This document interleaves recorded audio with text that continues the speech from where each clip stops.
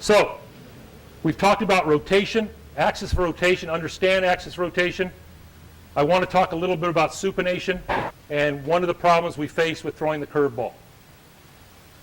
Both Ron and I are studying this and starting to believe a lot of what happens.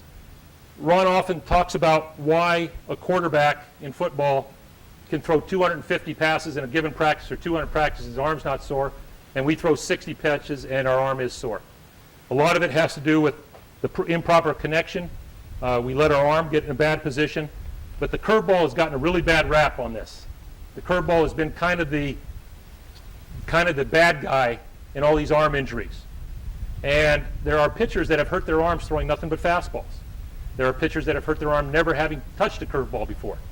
One of the things that we start to understand is that when a quarterback throws a football and his hand is in this little league position, when he throws a football and he lets go of the football and it's got a spiral, one of the reasons the quarterback doesn't hurt his arm as much as a pitcher does is because the weight of the football is 3 times the weight of a baseball, 15 ounces to 5 ounces. Therefore, the hand is going at a slower pace.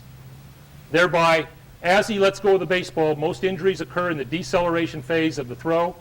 The quarterback is able to take his hand in a pronated position as he goes to throw the football because he has more time to do so.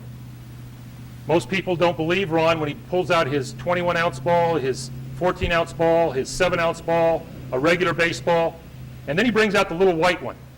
The little white one's 3 ounces, 4 ounces, and he asks the question, which is the most dangerous ball here? And Ron, for his part, could pull out, if he wanted to, he could have pulled out a 16-pound Olympic shot, and he could have pulled out a 3-ounce baseball to make an absurd contrast, and most people would say the shot put would hurt your arm more. In actuality, it's the lighter ball that hurts his arm because as the arm speeds through at a rapid pace, the hand sometimes, everybody pronates, but it's not if you pronate, and pronation is the thumb going to the ground. Supination is the baby finger going to the ground with the thumb pointed up.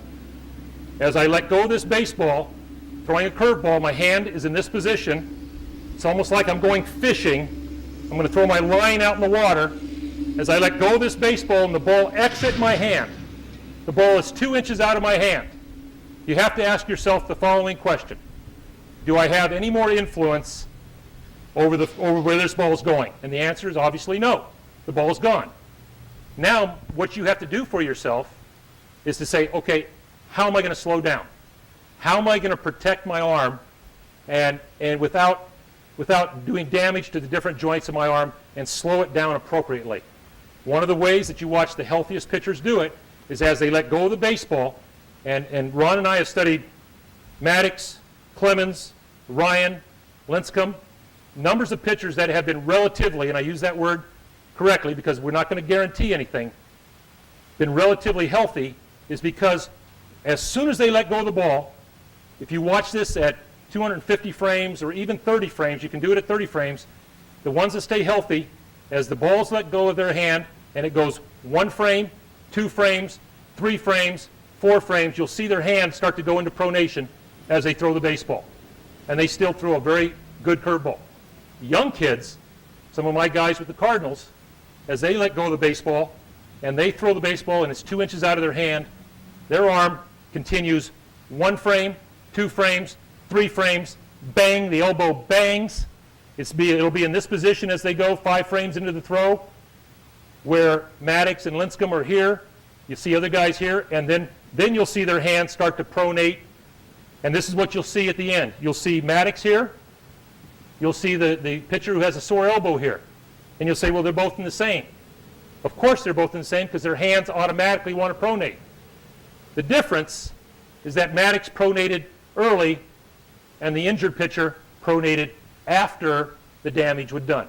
So when we throw a 3-ounce baseball or a 3-ounce training ball, you have to be doubly aware of the fact of what's happening, and you have less time to make this move. So the weight of the football helps the quarterback not hurt his arm as much as it does with the baseball. If you watch tennis players serve a tennis ball, you watch them as they toss the ball up, and as they hit the ball with their racket, you'll see their hand turn in this position as they go to throw. If you watch a shot putter, you'll see their hand make this movement here. It is a natural occurrence Unfortunately, we are the one sport that has a light implement, and we do it repetition after repetition at max effort, and that's why we have the problems we have.